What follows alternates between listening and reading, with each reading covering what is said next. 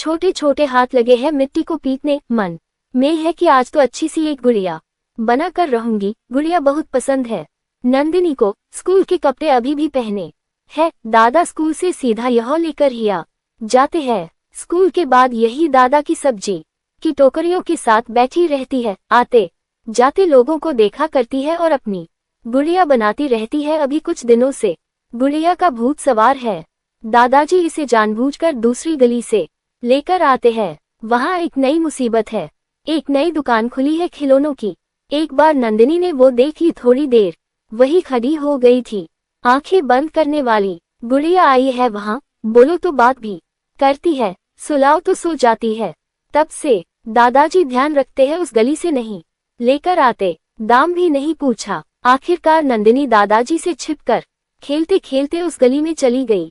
मन में था कि उस गुड़िया को एक बार हाथ लगा कर देख लूं। जाकर उस दुकान के सामने खड़ी हो गई और गुड़िया को निहारने लगी। वह गुड़िया बहुत सुंदर थी, रंग बिरंगे कपड़े पहने हुए और उसकी आंखों में चाहत थी। नंदिनी ने उसे कुछ देर तक देखा और फिर सीधी दुकान के अंदर चली गई।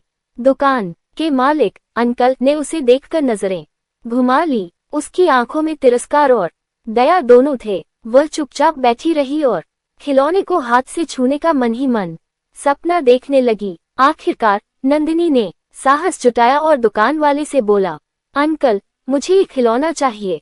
दुकान वाले ने उसकी फटी हुई चप्पल देखकर उसे नजरअंदाज कर दिया और बोला, तुम्हारे जैसे बच्चों को ऐसे खिलौने नहीं मिलते, जाओ यहाँ से। नंदिनी थोड़ी देर के लिए चुप रही। फिर वह वापस अपनी जगह पर खड़ी हो गई और फिर से वह खिलौना देखती रही। दुकान में कोई आया, उसकी तरह ही कोई बच्ची, लेकिन साथ में थे पापा। उसके पापा ने उसे वो गुड़िया दिलवा दी। वो भी सोच रही थी कि अगर उसे पापा मिल जाएं, तो उसे भी यह खिलौना मिल सकता है। नंदिनी के पापा नहीं थे। वो उन्हें और उसकी माँ को हादसे में खो चुकी थी और उसके दादा और दादा दादी ही उसका पालन पोषण करते थे। दादाजी की उम्र बहुत हो चुकी थी और वो एक छोटी सी सब्जी की दुकान चलाते थे, जिससे किसी तरह परिवार का गुजारा चलता था। नंदिनी कभी कभी घर के कामों में भी उनकी मदद करती थी, लेकिन एक बच्ची के लिए उस मेहनत और संघर्ष को समझना और सहना बहुत मुश्किल था। उस दिन नंदिनी का दिल बहुत दुखी था। उसे उस खिलौने के लिए बहुत ख्वाहिश थी, लेकिन उसे पता था कि उसके पास उसे खरीदने के लिए पैसे नहीं हैं। वह दुकान से थोड़ी दूर जाकर एक बेंच पर बैठ गई और सोचने लगी। तभी उसके दादाजी उसे ढूंढते हुए वहां पहुंच। उन्होंने देखा कि नंदिनी चुपचाप बैठी थी और उसकी आंखों में कुछ था जो आमतौर पर नहीं होता था। क्या हुआ बेटा? दादाजी ने प्यार से पूछा।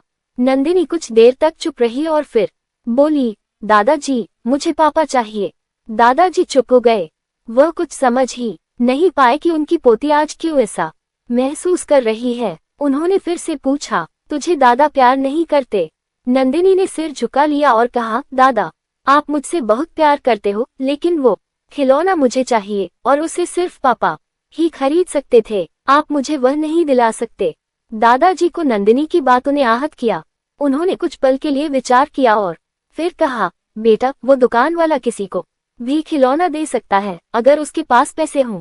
नंदिनी ने थोड़ा झिझकते हुए पूछा, तो फिर हमारे पास पैसे क्यों नहीं है दादा?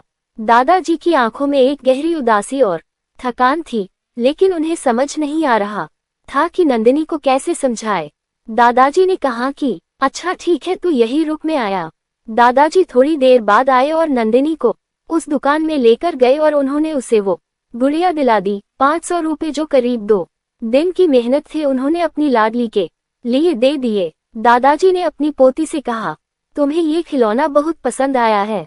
नंदिनी ने खुशी से कहा, हाँ। नंदिनी खुश थी, लेकिन दादाजी अब हिसाब किताब में लगे थे कि कैसे इन 500 रुपए जो गुड़िया में चले गए उसकी भरपाई कैसे होगी। यह उनके लिए ज्यादा पैसे थे।